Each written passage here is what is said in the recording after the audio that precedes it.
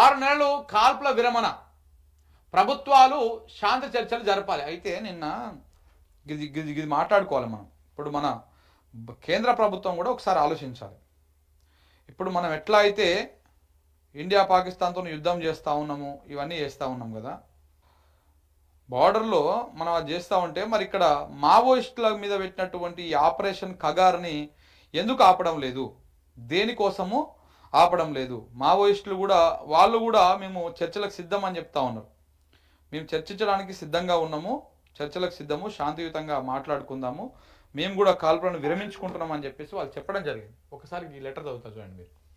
ఇక భారత communist party, Maoist party Telangana రాష్ట్ర కమిటీ ఒక లేఖ విడుదల చేసింది. ఏమని విడుదల చేసింది? మేము కాల్పులను విరమించుకుంటున్నాము, ఒక 2 నెలల పాటు దాన్ని వాయిదా వేసుకుంటున్నాము, మీరు శాంతి చర్చలు చేయండి, మేము రెడీగా ఉన్నాము అని చెప్తా ఉన్నారు. కానీ మన వాళ్ళు ఏం చెప్తా ఉన్నారు? మన కేంద్ర ప్రభుత్వం కానీ లేకపోతే ఈ ప్రత్యేక దళాలు కానీ ఇవన్నీ ఏం చెప్తా ఉన్నాయి? ఇవన్నీ మేము లేదు మేము ఆపం అని చెప్పేసి మన బండి సంజయ్ లాంటి వాళ్ళు చెప్తా ఉన్నారు. మొత్తం వేసేస్తాం తప్ప, సంపుతాం తప్ప మేము ఆపము, చర్చించము అని చెప్తా ఉన్నారు.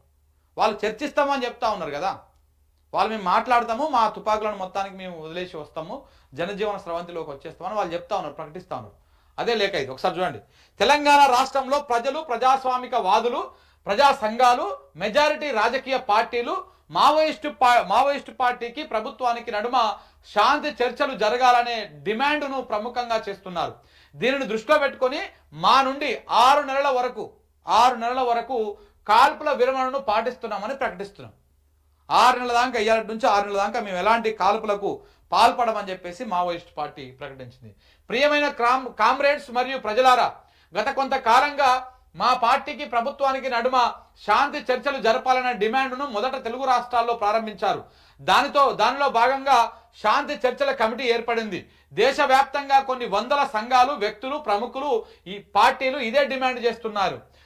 కాంగ్రెస్ పార్టీ చర్చల విషయాన్ని పార్టీ అంతర్గతంగా చర్చించి నిర్ణయం తీసుకుంటామని చెప్పారు. సిపిఐ కగార్ ఆపరేషన్ను రద్దు చేసి శాంతి చర్చలు జరపాలని ముందుగానే రాష్ట్ర వ్యాప్తంగా కార్యక్రమాలు నిర్వహిస్తున్నది. ఆ కార్యక్రమంలో మిగతా వామపక్ష పార్టీలన్నీ పాల్గొన్నాయి. బీఆర్ఎస్ పార్టీ కూడా తమ రజతోత్సవ సభలో శాంతి చర్చలు జరపాలని తీర్మానం చేసింది. కొద్ది రోజుల క్రితం తెలంగాణ ముఖ్యమంత్రి రేవంత్ రెడ్డి కూడా శాంతి చర్చలు జరపాలనే డిమాండ్ చేశారు. మాజీ ముఖ్యమంత్రి బీఆర్ఎస్ నాయకులు చంద్రశేఖర్ రావు కూడా ఇదే డిమాండ్ను ప్రస్తావించారు. బీఆర్ఎస్ నాయకులు కవిత కూడా ఇదే డిమాండ్ చేశారు. ఇది హర్షించదగినటువంటి విషయం. రాష్ట్రంలో ఇంకా అనేక మంది మేధావులు, ప్రముఖులు ఇదే విషయం మీద ప్రచారం చేస్తున్నారు. అన్ని వామపక్ష పార్టీలు ఇదే డిమాండ్ మీద పెద్ద ఎత్తున కార్యక్రమాలు చేస్తున్నాయి. చర్చల ప్రక్రియ అనేది రాష్ట్రంలో మరియు దేశంలోనూ ఒక ప్రజాస్వామిక వాతావరణాన్ని తీసుకువచ్చే ప్రయత్నంగా అర్థం చేసుకోవాలి. ఈ ప్రయత్నాలకు సానుకూలత కలిగించేందుకు మా నుండి ఈ కాల్పుల విరమణను ప్రకటిస్తున్నామని చెప్పేసి అధికార ప్రతినిధి, మావోయిస్ట్ పార్టీ తెలంగాణ శాఖ అధికార ప్రతినిధి జగన్ నుంచి ఒక లేఖ వచ్చింది. నిజంగానే మరి 100% వాళ్ళు కూడా ఇప్పుడు మేము శాంతి చర్చలు చేస్తున్నాము, 6 నెలల దాకా కాల్పులను జరపము అని చెప్పేసి వాళ్ళు ప్రకటించారు. ఒకవైపు ఈ ప్రకటన వస్తూనే ఉంది. నిన్న నల్లగుట్టల ఒక 8 మంది మావోయిస్టులను చంపేసారు ఈ గ్రేహౌండ్స్ దళాలు. సో కాబట్టి ఇక్కడ కూడా మీరు చర్చ చేయాలి. ఇప్పుడు ఇండియా పాకిస్తాన్ దగ్గర ఎట్లయితే యుద్ధం నడుస్తూ ఉన్నదో అక్కడ పాకిస్తాన్ మేము యుద్ధం ఆపేస్తాము, చర్చలు చేస్తాము అంటే మనం ముందుకోకుండా అట్లనే పోయి దాడులు చేస్తామా? చేయం కదా. మేము మాట్లాడతాము, కూర్చొని మాట్లాడుకుందాము, క్లోజ్ చేసుకుందాము, ఒక ఒప్పందం చేసుకుందాము అంటే ఆపేస్తాం కదా యుద్ధం. సేమ్ అట్లనే వాళ్ళు కవ్వింపు చర్యలకు పాల్పడ్డప్పుడే కదా మనం పోయినాం. సేమ్ అలాగనే ఇక్కడ మావోయిస్టులు కూడా ఒక ప్రతిపాదన పెడతా ఉన్నారు కేంద్ర ప్రభుత్వం ముందు. ఆపరేషన్ కగారును ఆపండి, మేము శాంతి చర్చలు చేసేందుకు రెడీగా ఉన్నాము, 6 నెలల పాటు మేము కాల్పులను విరమించుకుంటున్నాము, ఎక్కడ కూడా ఎలాంటి కాల్పుల కార్యక్రమం ఉండదు అని చెప్పేసి మావోయిస్ట్ పార్టీ ప్రకటించింది. కాబట్టి వాళ్ళ విజ్ఞప్తిని కూడా మీరు దృష్టిలో పెట్టుకొని వీళ్ళతో కూడా చర్చలు చేయండి. వీళ్ళు కూడా మన పౌరులే, మన దేశం పౌరులే. చర్చలు చేసి వాళ్ళని జనజీవన స్రవంతిలోకి తీసుకురండి. ప్రజాస్వామ్యం మీద నమ్మకం కలిగించండి.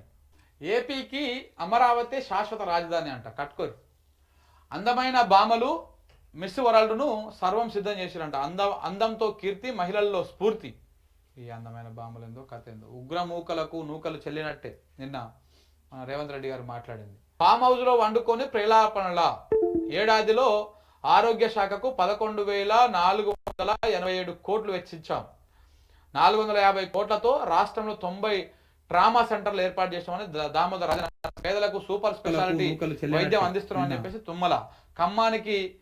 ఖమ్మానికి మణిహారంలా ప్రభుత్వ వైద్య కాలేజ్ అని చెప్పేసి పొంగులేటి శ్రీనివాసరెడ్డి నిన్న నలుగురు మంత్రులు ఆడ బట్టి ఓపెన్ చేసింది కదా మెడికల్ కాలేజీది, దానికి సంబంధించినటువంటి దాంట్లో కార్యక్రమం నలుగురు మాట్లాడారు.